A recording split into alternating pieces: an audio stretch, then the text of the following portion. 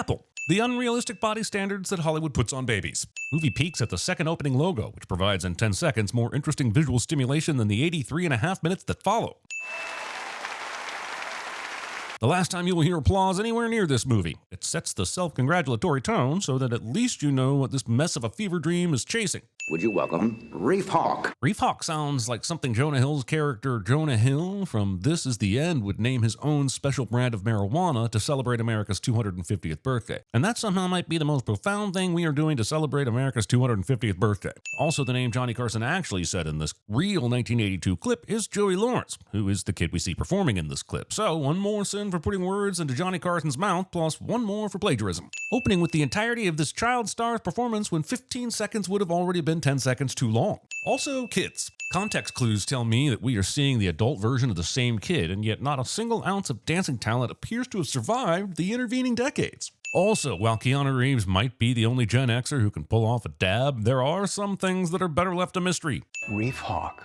For the last 4 decades, America's favorite movie star. Exposition narration that we could have inferred by carbon dating that Johnny Carson reference. Starring in 3 of the biggest franchises in film history. To date, neither Reef Hawk or Keanu Reeves have appeared in Star Wars, Star Trek, or Stargate. Winning 2 Oscars. For the record, I know this is a satire, but it's weird to give the actual number of Oscars Keanu has won. What's that? He's never won? He's never been nominated? Is Johnny Mnemonic older than the Oscars? Also trying to sell Keanu Reeves as an Oscar winner in the movie where he does arguably his worst work. Also, I should literally be a famous-ass interviewer. Sorry, Xander, but I believe that interviewer Piers Morgan has already trademarked being a famous ass. Occasional sofas that hurt my knees and their accompanying snack tables that hurt my lower back. A preemptive sin for wasting a Cameron Diaz. I won't say that I was hiding a heroin addiction from the public, and that my best friends from high school and my insane lawyer helped me cover it up for years. Except that you are saying that to us right now, because there's clearly no other way this visual art form could possibly show that information rather than just telling it in just one of the earliest of a string of constant exposition dumps.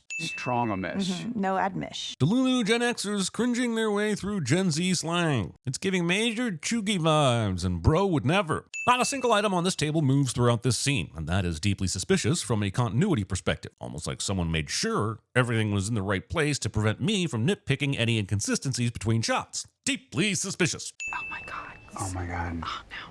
He's asking about the Oscar. If you know this is a stunt he pulls and you're not happy about it, why didn't you include it in the no strong omish, no admish category during your pep talk? Hi, how are you?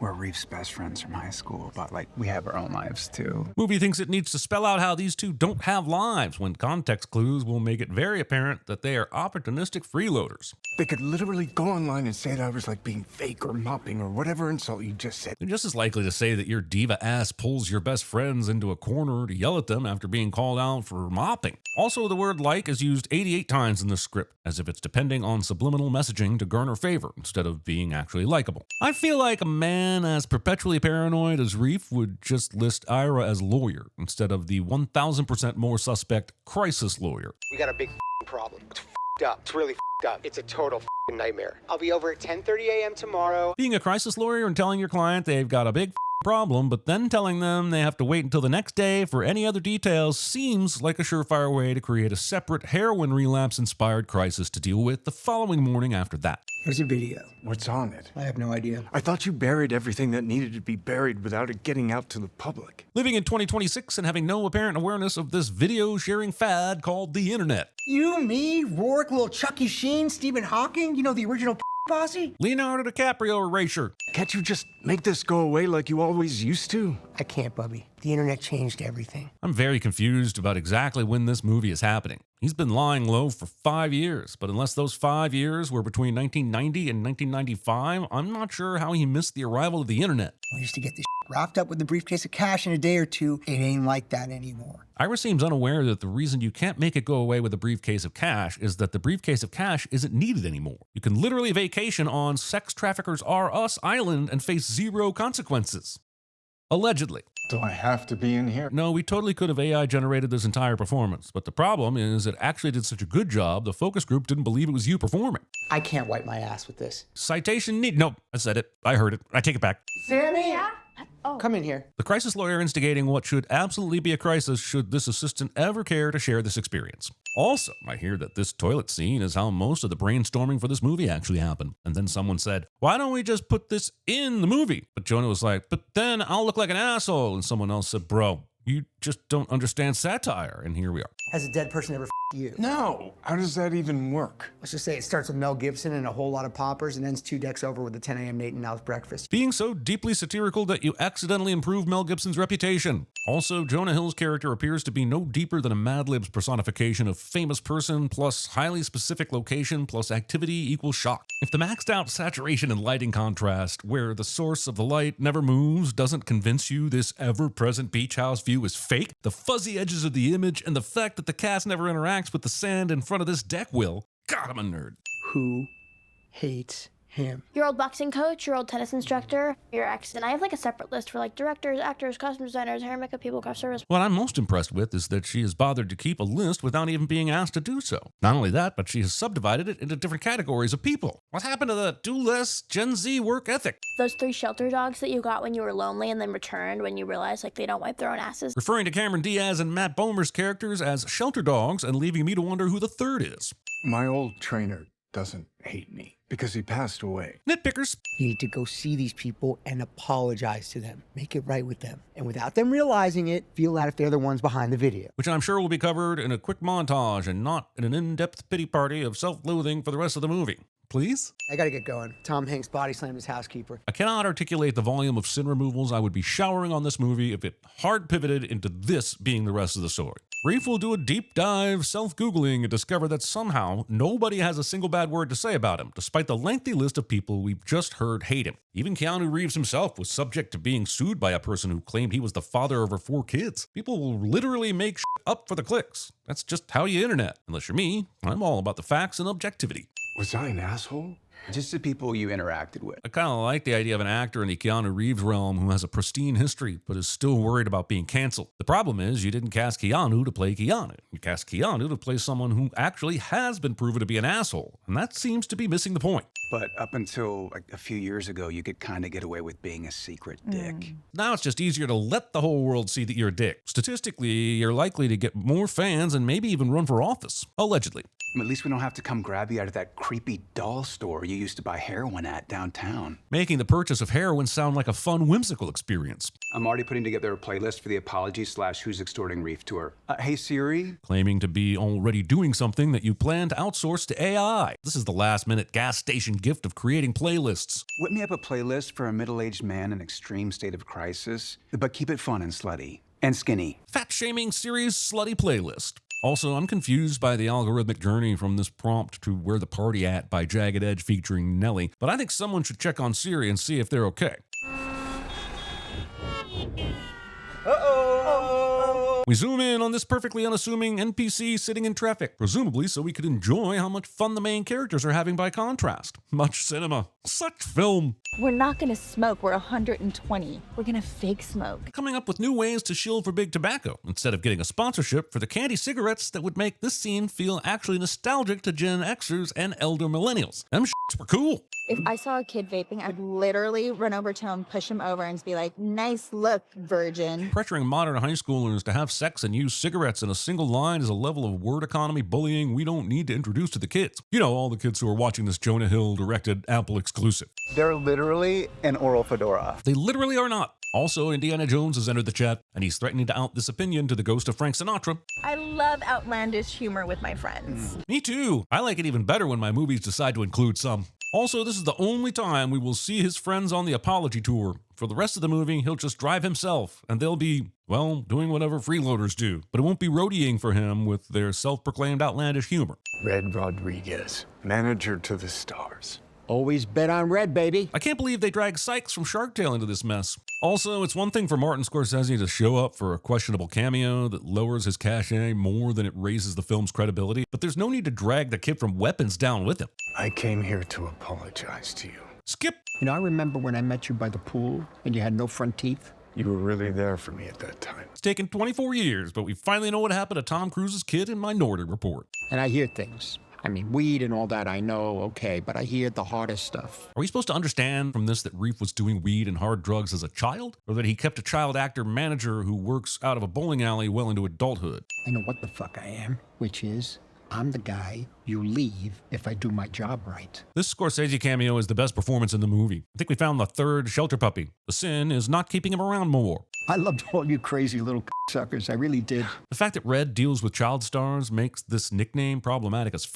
I might even believe that's the point, except he comes off as one of the most sympathetic characters in the movie. The movie can't seem to decide if he was abusing kids or saving them, and I think that's an important thing to nail down. Every time with you guys, the last time we spoke was the last time we spoke. That is always the case. Expecting me to believe that the biggest star in the world is doing his own goddamn grocery shopping. He's not actually Keanu Reeves. Also, Reevey had that apple bomb cap, shopping in the store. I'm singing cause I'm really f***ing bored. This fake as looking sunrise sunset situation leaves me worried that future generations will assume this movie was made after we climate ourselves out of real beaches. I just want to tell you, I'm renting this for a while. Wanted to introduce myself. It's weird that no one even cast David Spade. He literally just said this while they were filming and ended up in the movie.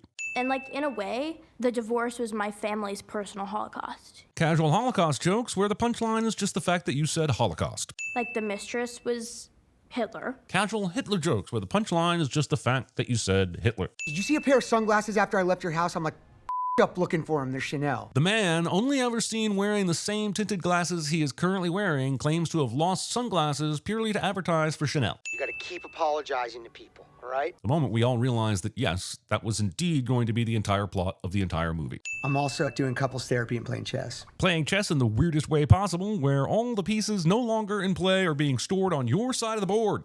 So, do you, want me to pretend that I don't know what's going on? Assistant Sammy claims to know what's going on, but neither tells her clueless boss nor the frustrated audience. Can we try that one more time, hon? The label wasn't cheated towards camera, and that was such a great emotional moment. Well, that's fine, because his shot wasn't ruined by the label being turned away from the camera. That's only visible for her shot, which doesn't require him to do a new take. Also, the orientation of the label matters a lot less when the shot doesn't even include the fucking hand. My son may be a star, but I'm a whole damn planet. What does that even mean? Stars are bigger than planets, and brighter, and denser. Jesus, this movie makes less sense than pushing on a door labeled pull. You're a little truffle-sniffing fame piggy, just like Mommy. A truffle-sniffing fame piggy is A, the name of my high school progressive rock band, B, the rejected title for a little-known Nicolas Cage movie, C, the original tagline for Babe 3 Return to Hogwarts, or D, the main ingredient in a spicy Albanian cola. When you were a little kid, you begged me every day to be on TV. I didn't know what to do.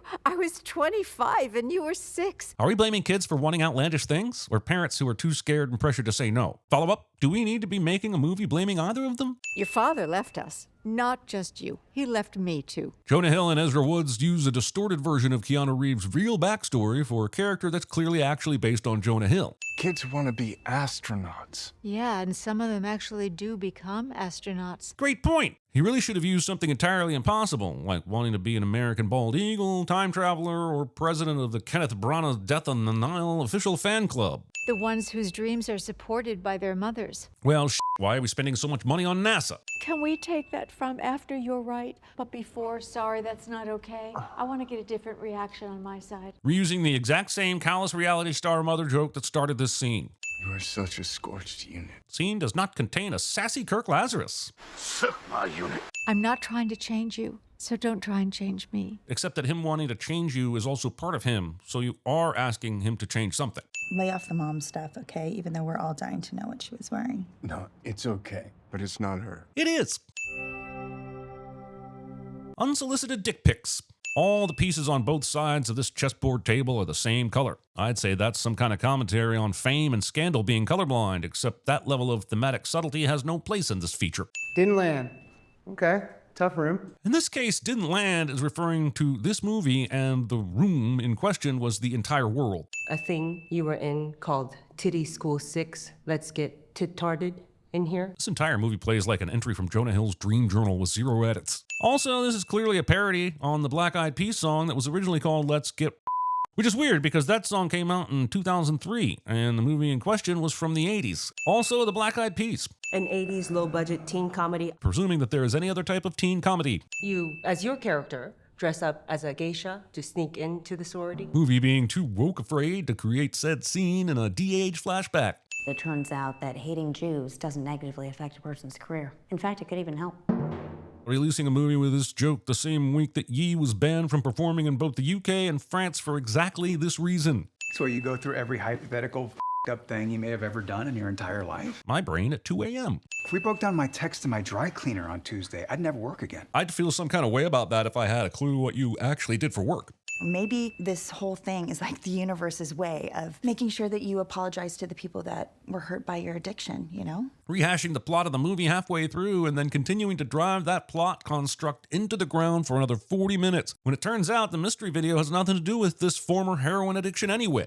Do these two live together? They claim to have lives outside of Reef, but do they have lives outside of each other? Apparently, there have only ever been 5 articles written about this supposed massive movie star because the same headlines turn up in every search.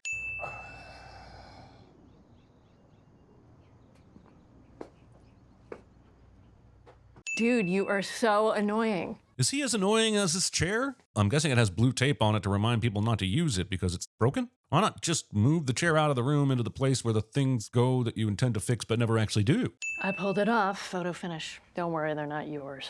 That's not funny. Disparaging what might be the funniest joke in the movie. Because after the last thing that happened. Will we ever find out what this last thing was? No. Do I believe the writers gave any thought at all to what this so terrible it makes him an actual bad person thing could possibly be? Absolutely not. Adam Driver bought a pet champion to rip some lady's face off at the mall. Jonah Hill came up with every one of these ridiculous side stories and didn't film a single one instead of this. Jesus, I hate to call it a film. I should legally disclose that I'm your neighbor who's been renting a house next to you for the past few months. This might be shocking news if we had seen Reeve have more than one minor interaction with this randomly interjected, suspiciously recognizable cameo. Listen, this is what happens when you accuse Keanu Reeves of being wooden or inexpressive. The poor guy is left with no choice but to do all of his acting behind his hands. There could be absolute Oscar-worthy gold going on behind there, and now we'll never know. This is the actual worst moment of my life. Forgetting Matrix Resurrections exists. This young lady here, come. That felt wrong even as I was saying it. Yet you left it in the movie anyway? None of us in this room would be here without come. Roll outcomes? I've never been filmed with anyone. I've been so careful. Forgetting the time you literally went online and were filmed by a random stranger you paid for sex things. Reef, have you ever heard of victim capitalism? Not sure. Is that similar to when you make an entire movie to whine about internet backlash to reports of consistently rude behavior and controlling text you sent your ex 5 years ago? Hypothetical allegedly? The only way you can become rich and famous in this culture is to be a victim. This movie, hoping that the Oscars are going to create a category for most problematic topic to satirize, yikes, is this what we're actually doing, and then trying to gain all 4 nominations. The running gag of problematic celebrities being posted through Ira's building is a great example of this movie missing the mark. We've heard that he's represented Stephen Hawking, Tom Hanks, Adam Driver, all decent people with pretty stellar reputations, so why don't these posters follow that rule? We should be seeing Sandra Bullock, Keira Knightley, or Mr. Rogers for crying out loud. Throwing up Kevin Spacey and Kanye just makes me think that Reef actually is the villain here. Everybody's a psycho when they're young. Defenses that will not hold up in court. When my phone rings and it's you, I pick up. Because you are paid to pick up. Thinking that having a child in a wheelchair will karmically balance this character representing the despicable bunions of society. Isn't it his job to get the artist's name cleared so that no such separation is needed? It's so funny. I'm reading the new Jennifer Egan, and the suggestion that real-world novelist Jennifer Egan somehow plagiarized Reef Hawk's life comes out of nowhere, goes nowhere, and seems to be based on no real scandal at all. I swear we're all just watching a string of ideas scribbled down on napkins, smooshed together to form... Jesus, I hate to call it a film. Can I just say what we're all thinking? That you probably should have passed on this and back in action before returning to acting? Also, this lighting is so orange it's in danger of being expensed as a tanning bed by the Kardashians. A live tell-all interview while pretending to be a victim seems like the actual complete opposite of what you should do. I won't deny that there's some ickiness here, but as far as they know, he is the victim. The assumption is that consensual sexual encounter was filmed without his consent and is now being punished. Why is she assuming that he isn't the victim? Let's just sell everything and move to Hawaii. Now that is the actual complete opposite of what you should do. Not because Hawaii isn't great. There's just more than enough of us encroachers flocking there every day. Thinking that you were dead, which you don't even remember, but was like the worst moment of my life. Forgetting that Charlie's Angels 2 Full Throttle exists. And the next time you do a performative apology tour, throw your 2 best friends on the list, you sad junkie. Well, maybe he should find 2 best friends first. All I'm seeing are 2 opportunistic freeloaders who call him a junkie. Also, they've both been acting butthurt that he hasn't specifically apologized to them, but we've seen plenty of examples of him treating them well. I'm very lucky to have you two. And thank you both for being here and Thank you for helping me. I love you guys. I love you. Oh, and the presumably extortionate dry cleaning bill incurred by all the coattail riding. I hate emotions so much. Me too. Skip. There's 3 bags in there. Talking about the drugs out loud negates the point of going through the elaborate ruse of hiding them in suspiciously naked baby dolls. The being confronted by my friends about my past drug use almost drove me back to using again, but since I'm cinematically supernaturally emotionally strong, I stopped myself without any help from anyone else, and now that I'm laugh crying about it by myself in a totally well-adjusted way trope. That's how you say no to drugs, kids. A big part of Drew's shtick is the whole comfy couch, having a friend over for a coffee vibe. It's not wicker chairs from Lowe's against a backdrop of St. Andrew's golf course. What the f are you doing, Reef? God damn it! You f***ed me! I will f*** you so hard! I'll go Ellen on all you motherfuckers! Mistaking F-bombs for humor when they are merely the colorful sprinkles on top of real humor. I knew that even threatening a live interview would force their hand and did. This offer came way too late. Ira wasn't running in there to stop the interview, and there's no reason to pay the ransom once the interview is out. Is the movie trying to say this kid should be canceled for stealing that dance from the other kid? Something important is being communicated here. I'm sure somebody knows what it is. I am not that somebody. This is so crazy. Yeah, I guess. I mean, you're Reef Hawk. There's been a lot of discussion of whether Reef is a bad guy, but has anyone stopped to think that he just might not be a particularly smart guy? We've been pummeled with how he is the most famous actor in the world, and he couldn't afford a bit of tape over his webcam? Why does he need to be on screen at all? Is she paying him? I've thought and fantasized about what I would do or say to you if I ever had the chance. Reef's crisis lawyer leaving him alone and within 2 feet of the man who just successfully blackmailed him. I suppose Ira is just trying to keep the work flowing? You're my whole life. Okay, it's not heroin addiction unhealthy, but we shouldn't downplay the poison of codependency either. Oh great, just what this movie needed. More of Reef apologizing to random people. At least they stopped pretending the words mean anything or are worth listening to. Also, why do all these apologies appear to be happening at these poor people's places of work? Take them out to dinner, man. You know what really says I'm sorry? F***ing steak. Same old. Yeah, same. Not a whole lot here today either. This is what happens when you start using the texting internet machine for voice calls. He's cured! Yay! Cured of being an asshole? Except he was only really an asshole while he was on drugs. Cured of Googling his own name? All the evidence suggests he'll be back on that kick soon. I guess he's cured of having to do the actual work of admitting that he was a terrible person and is instead still able to hide behind the facade of a well-polished, much-loved celebrity? That's the message. We're all better people now. Who are you? The second most interesting bitch in this room, trust. Oh. 3, 2, 1. Drew's rant from earlier took them way past the 10-second countdown before they went live, meaning the only way this makes sense is if they delayed the live broadcast but still decided to go primetime live with a random man whose motives and intentions are 100% unknown. But, you know, E.T. changed my life. From what I understand, it's about you and a bunch of other little kids finding a little old Jewish guy and taking him for a ride on a bicycle. What people who have never watched a CinemaSins video think a CinemaSins video sounds like. Also, this 76 minutes feeling 60 minutes too long.